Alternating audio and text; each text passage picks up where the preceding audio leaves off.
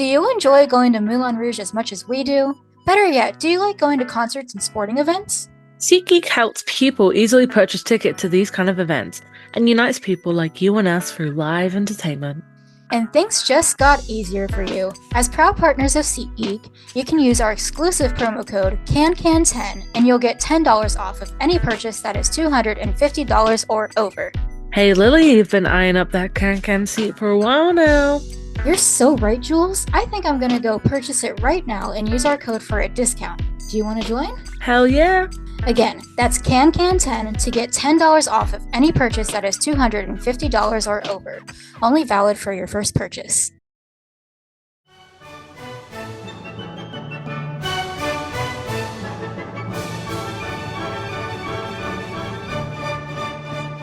Hello, we are back again. We took a week break because your girl Lily was in New York, but it's your girl Lily and Jules. Welcome back to Can Talks. I think this is episode 38, if I'm counting correctly. We have no announcements, right, Jules? No announcements. No announcements today, but Jules, when are you using the tour? Thursday. Oh my gosh. Bought my ticket the other day. So I'm going Thursday. I'm very Oh my excited. goodness. Finally. I was in New York last week. I saw The Outsiders, Rouge, and Gatsby, and they were all wonderful, and it was a really great time. And I love John Cardoza Christian. Who doesn't? Who He's doesn't? just I just want to like take him and put him in my pocket. That's what I said. I want to Yeah, put him in my pocket. That's how cute he is. like Act One, John Cardoza Christian. Oh my God, The first so day, cute. the first time I ever met John, well, no, the second time I met John, because I met him once at Stage Door. But the second time I met him back in July, Hmm. I actually spoke words to him. This time, first time I was too nervous. After I finished talking to him, I went up to my friends and I was like, I love him. I was like, I want to put him in my pocket. He's so cute. I know, he's so He's so sweet. I know. precious. I told him, I was like, look, like I saw you on tour in Cincinnati. He's like, I loved Cincinnati. And I was like, oh my God, my heart. One hand. Um, Brent Comer, though, he came out in a Ravens hat of the stage door. By the way, Brent Comer's in in Outsiders, but he came out of the stage door in a Ravens hat. I was like, oh man, I'm a Bengals fan. But I love when people love Cincinnati. Jules knows this. Trust me, Um, we know.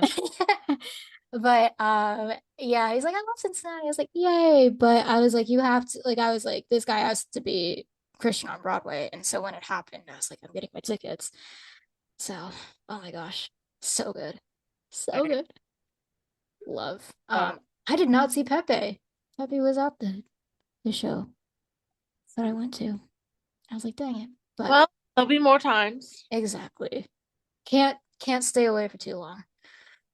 Definitely cannot. Trust me. I know. Um, yeah, I'm glad you had a great time in New York concrete jungle, wet dream tomatoes. You Um, see, I heard that on a Vine. My friend sent that to me like way back in the day, and I can't unhear it anymore. yeah, it's the only way you should That's pronounce the only way that you can sing it. it. Wow. So today's episode is all about me. No, I'm kidding. It's all about Jules and the way that she's the next Satine on Broadway. No, I'm kidding. This week's episode is all about the history of The Moulin Rouge. Moulin Rouge itself. So we're gonna do a little dive into the whole history of everything. So Lily, do you want to start us off, or Yeah. So, just a by the way, little flex. It's signed by the original cast, but I'm gonna see who that's signed by? Do you know? it's I see Jay's signature. well, there's Aaron Tveit up top here. I can't see over this thing. I'm Girl, have a look at it. Look at it from your then you can read off the name. Jay signed it, Robin. Um, Is that Ricky I saw on there as well? yes, Ricky also signed it. Um, I think Mesh maybe signed it. Sorry. Sorry's my favorite. Sorry. Wait, let me see it again. Pull it up a little bit and sure. That's hard to see. I know. I don't exactly, it's been a while since Cute. Love that. but yes, in the back of the program here, there's like a little bit of a timeline that we are just going to talk about. So, at the beginning of the timeline, we've got October 6th, 1889. So this is around the time where like Moulin Rouge, like the story that we all know and love, starts, right? Kind Mhm. of ish. Because 10 years, give or take. yeah. So apparently, hold on, I'm just reading. So it's at the foot of the Montmartre Hill. And the aim of so it was founded by Joseph Aller. Aller, yeah, and Charles Ziegler, which is it's not Harold, it's Charles Ziegler, but they kept Harold's long lost brother. it twin brother. Hmm. Um, and basically it's as you would kind of expect it to be. It's a nightclub where apparently the rich come and, well, this book says come and slum it up in a fashionable district where people live differently from other parts of Paris. So, yes, and it does attract the men and women of the middle class and the rich foreigners passing through Paris, as well as the artists, artists and ordinary folks. So it's kind of like a hub for everybody in Paris, France.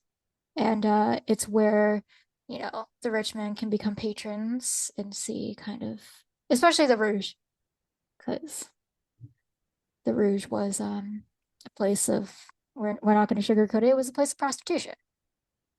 So, yeah. Um, and then it says the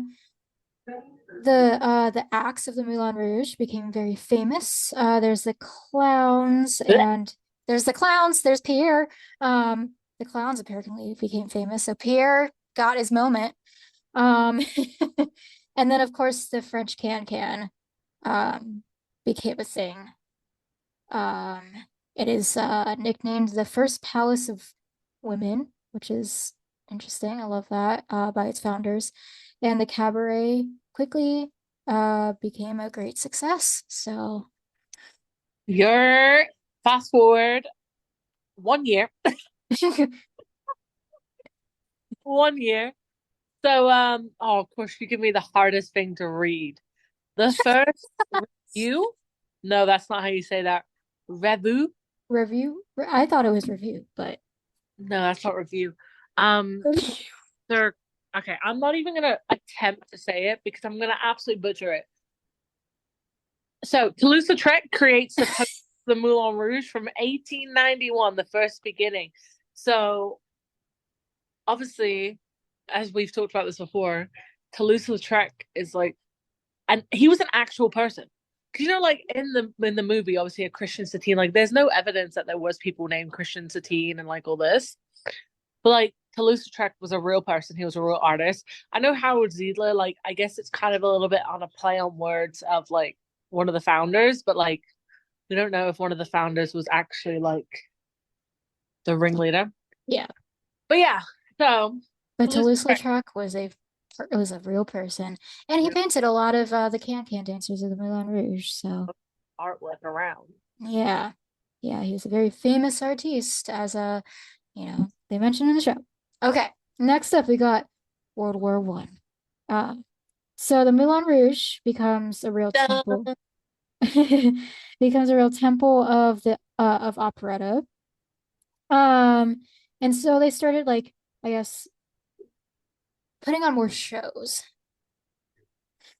rather than like dancers, prostitution, that kind of stuff. Mm. Um, I'm also not gonna try to say these names because I'm gonna butcher, much like Jules said. But there were a lot of like shows that, we would consider more theater-esque, um, rather than just like acts and stuff. Like musical acts and variety show type of things.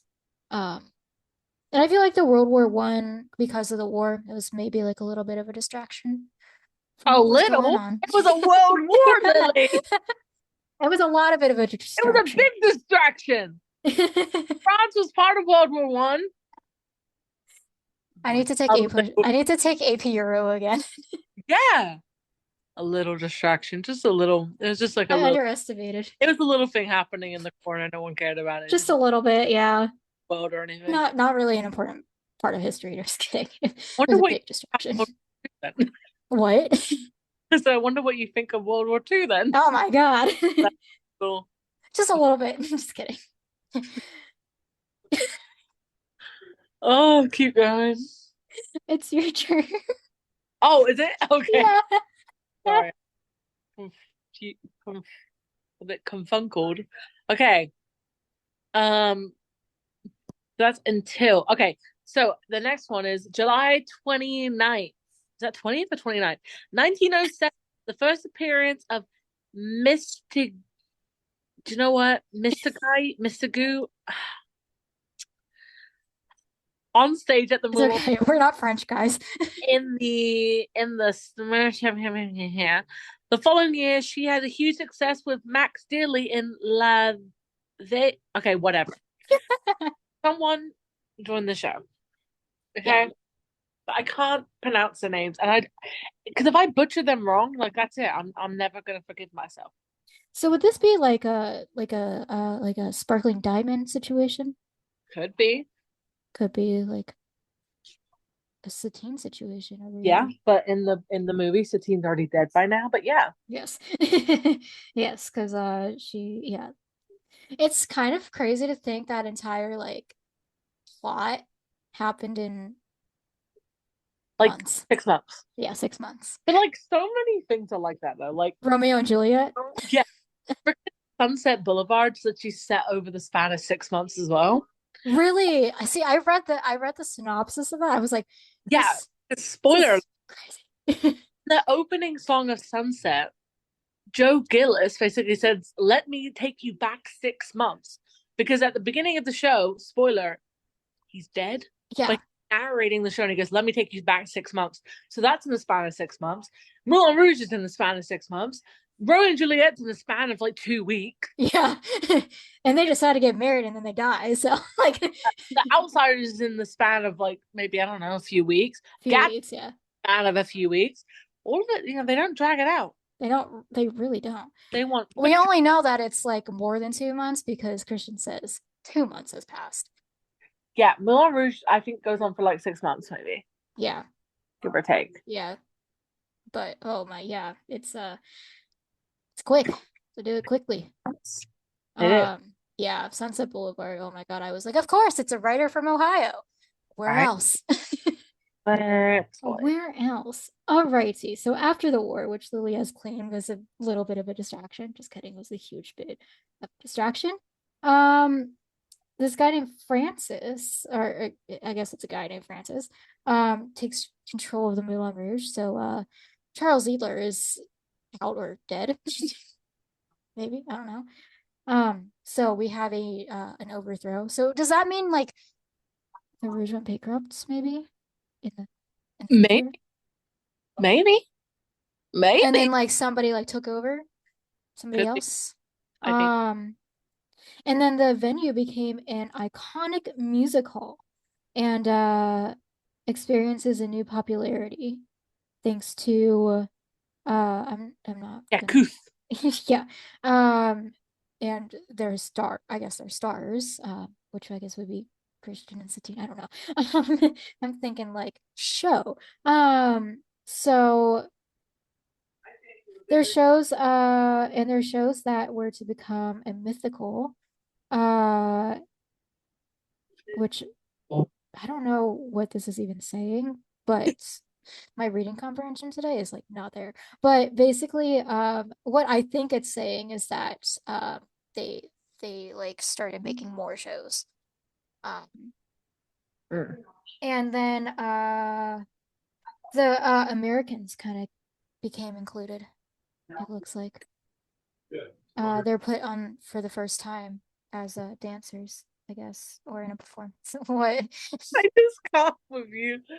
It just Today, my brain today is not there. I got 5 hours of sleep. moving on. I'm taking over now. Okay, so the original venue also was destroyed by a fire in 1915. So the original venue burned down by a fire. So they had to rebuild it. So that probably cost them quite a bit of money. A lot of money. It's really annoying. Hopefully not as many chandeliers this time. But maybe that was the issue. Maybe the chandeliers is what caused it to. Yeah. Maybe. Yeah. Kind of Maybe like Phantom a little bit. kind of yeah. Um. So then let's see. So obviously, World War One that was not good. Nicht gut. Very, very not good.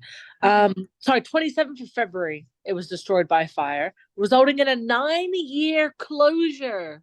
Oh my Closed for goodness. 9 years. In 1925, the rebuilt Moulin Rouge reopened its door to the public. 9 years. Yeah, Crazy. it's Okay. crazy. It's like, could you imagine like a theater being dark for that long? That's a very, very long time to be That is dark, a really long time. Yeah. right? We Um, thought like COVID was a long time to be dark. Imagine if it was 9 years. 9 years. Okay, so sorry, that's just what I read. Next part. So the 19 oh, that skips the 1930s. The ballroom is transformed into the most ultra modern nightclub of the time. The Moulin Rouge welcomes the Cotton Club in 1937, which was from New York. Hmm. They basically transferred it from New York to um, Moulin Rouge. And then the Second World War happened. You know, Yeah. that really stuck. That really kind of sucked.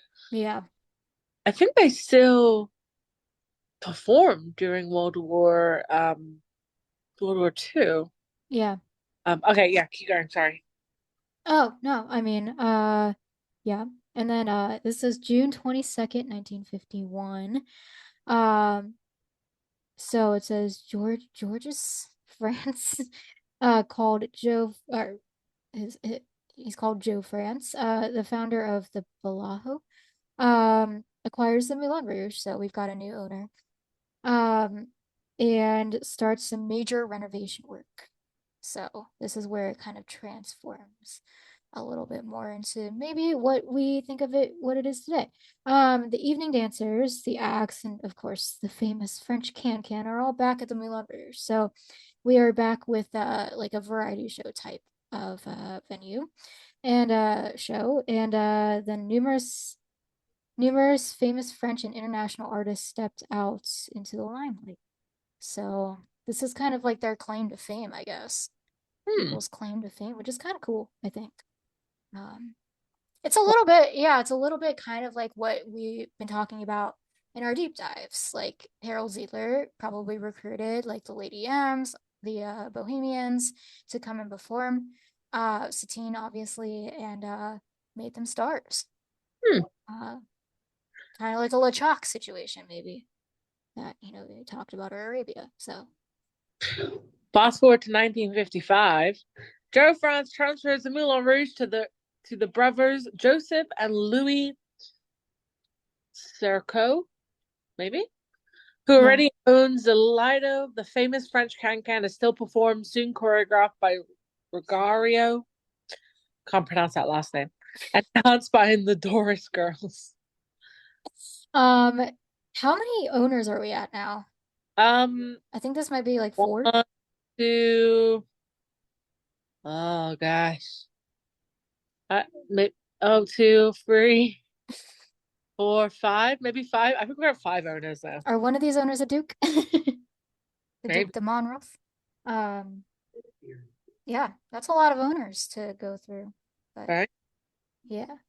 Alrighty. Then jumping to 1962, Jackie Clerico. I don't know how to, I'm not even gonna try.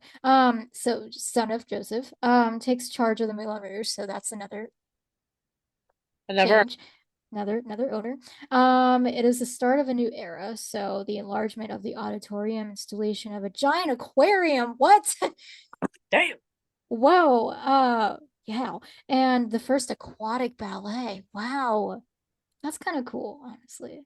So we're getting more variety in our acts.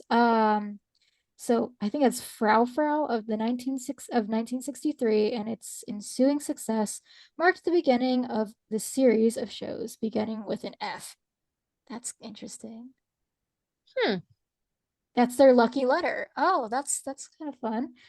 Including 10 shows up to the latest review. Have you reading here how many people have like famous people who visited? They had Queen Elizabeth II come along, Liza Minnelli, Dean Martin, Frank Sinatra. Oh, wow. Damn. Okay, Prince Edward, Ella Fitzgerald. Oh, The okay. Cartier Gala happened there in 1994. So they've really It's become like a big attraction. yeah, they've really done a lot of oh, don't worry, they get more owners. I love what you've done with the place. So fast forward to Wait, it says 2019. well, Mhm. it says 2019, but I want to read it on here. Yeah. Jackie something so passed away, and then someone else took over. Bloody hell, I can't even keep up.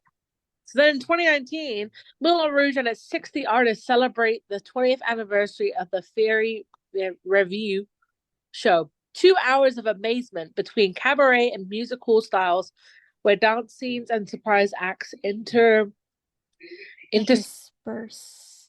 intersperse. There you go. Without the Moulin Rouge most um, am I an idiot? Emblematic dance, the French can. Yeah. So it looks like that's crazy. It's the 20th anniversary and they're like kind of celebrating the life of it. Yeah. And then somewhere in between, I guess 1962 and 2019 was the movie Moulin Rouge, And directed then by Baz Luhrmann. in 2019, it celebrated its 130th birthday. Wow. And this year, on April 25th, which is also my birthday, Ayo. the windmill blades collapsed. The Moulin Rouge windmill blades collapsed onto the street. Wait, that was on your birthday? It was on my birthday, April 25th. No injuries were reported, thank God.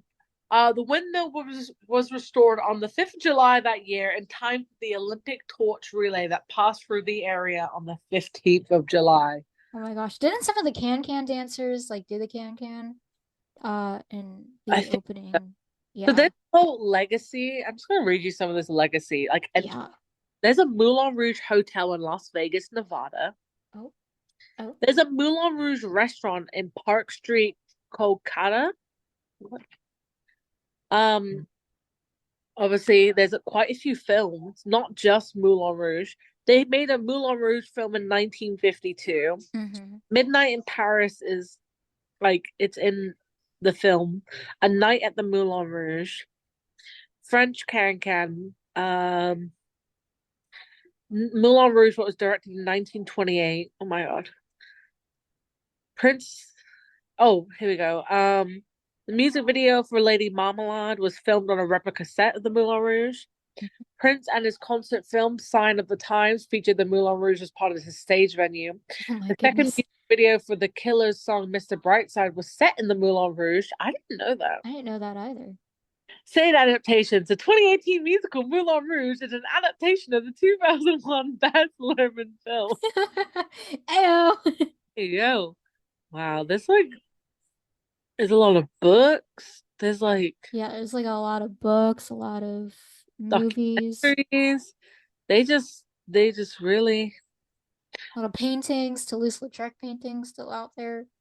yeah, they just really they really love The the Moulin. Moulin, yeah, the Moulin Rouge was a very big attraction. Although, that's funny that you say like the windmill fell off because Moulin Rouge in French translates to red windmill. Yeah. So it really was not the Moulin Rouge without the windmill. It was just Well, Rouge. yes. What killed? I'm trying to see if there's any. Was Satine based on a real person? Apparently, the character of Satine was based on the French can-can dancer Jane Avril.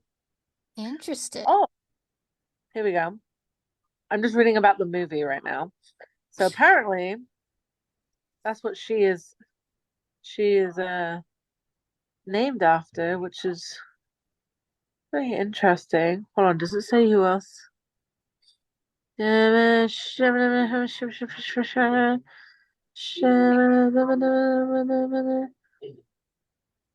I'm trying to see if there's like um huh. Well, it's a tragedy. It's a tragedy, just like everything else. Everything's a Hold tragedy on. nowadays. It's But that is the Moulin Rouge. the Moulin Rouge. I've actually never been to the Moulin Rouge, the real Moulin Rouge. Here's some like picture old timey pictures that we've got going on. Oh, Yeah. Um, I we should do a trip to the Moulin Rouge. we should take Can Can Talks. Can Can Talks goes international. We need Okay. to make a trip to Australia, Yep, and we'll have to hit France, Paris. Well, Paris, France, Montmartre, yeah. and then back to Oh, New. here's I don't know if you can see that, but there's the big elephant right there. Yeah, you know the good old elephant. That's a The bit elephant and the elephant and the elephant and in the the elephant. Little history lesson for you guys. Lily needs to take another AP Euro class. yeah, yeah, you do. Here's some pictures of the can dancers. The skirts. Not quite as colorful Not as color. as the ones that we see. These are men these are men dancing in the can skirt. So that's kind of like encore a little bit when the guys are in the skirts. Do do do do It's do. kind of crazy to think like as a dancer, we listen to can so much and we learn the can very early in life and like what it is and it came from the Moulin Rouge Hmm. from France. It's just crazy to me. Full circle moment. Even more of a full circle moment. I don't even know if I said this on the podcast, but when I saw the movie, well, when the movie came out in 2001, I was 1 years old, and my mom would like take me to movies because I was a baby and normally I just like sleep. That was the one movie that I did not sleep through, and I cried, and my mom had to like carry me out early, and now at 24 years old. You still cry? Yeah, well, yes, I still cry when I go to Moulin Rouge because it is a sad story, especially when John Cardozo is Christian. It's his Christian that just like the tears come. But I still cry, but it's not my favorite show. So there you go. Ouch. I Yeah. know She just said it's not her favorite show. it Oh, is. It is my favorite show now, and yeah, it was I the thought you said one. it's not your No, favorite. it is my favorite show. It's my comfort show. Um, yeah. It might be a tie with Outsiders now, but Oof. they're I know. also two very different shows, so Very different. Ah, anyway, it's been fun. it's been real fun. We need to trademark it hmm I'm pretty sure it's probably already been trademarked. Anyway, we'll be back next week with another episode of Can Talks. because it can. Every Everybody can. Halloween stuff. Moulin Rouge. Moulin Rouge, Moulin Rouge, Moulin Rouge. boo. Next, next holiday, Christmas. True. I mean, I celebrate Thanksgiving, but I don't celebrate Thanksgiving. So, Oh, I mean, I do it for the food. Um, so Mashed potatoes, hello. Turkey, stuffing, yes. Cranberries, yeah. Stuffing. I actually used to not like stuffing until like maybe 6 years ago, and I was like, I have been missing out on life. So yeah, I do. I know. All right. Alrighty, we're gonna peace out, guys. Bye, everyone. Thanks for listening.